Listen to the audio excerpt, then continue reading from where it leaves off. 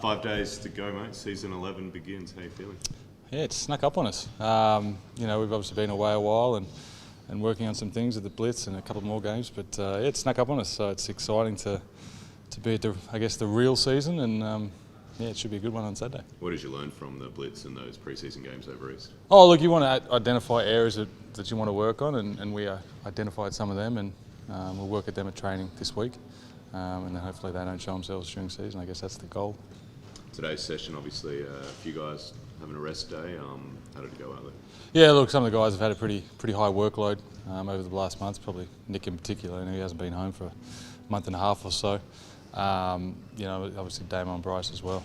Just a day off for them and some of the young guys and one old guy running around.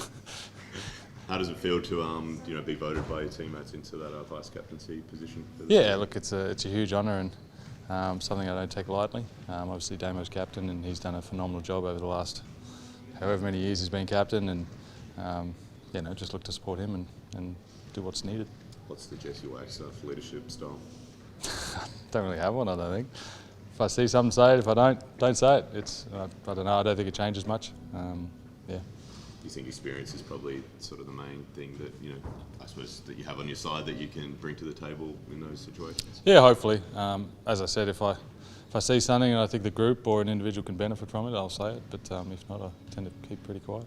How important is leadership this year? Obviously with a few changes. Not heaps of changes, but obviously Greg leaving and a couple of, I suppose, even in the coaching side of things. Yeah, look, it's huge, and I think the group that we've got though, especially with Damo at the helm, and the type of character guys we've got, especially with some guys returning like Nordo and Nick and guys like that. Reese has been here for 6 years, and the guys we brought in are really high character guys. So I don't expect there to be too many issues, but if there is, I'm sure Damo and coaching staff and we can all handle it.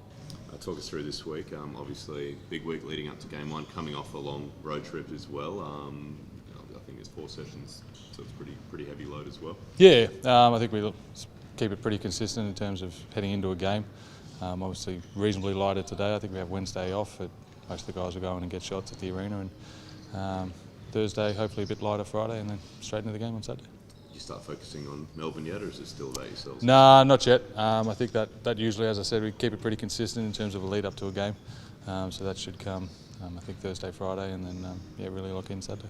Nice to be back home. It is. Own bed, see the kids, see the family. It's good.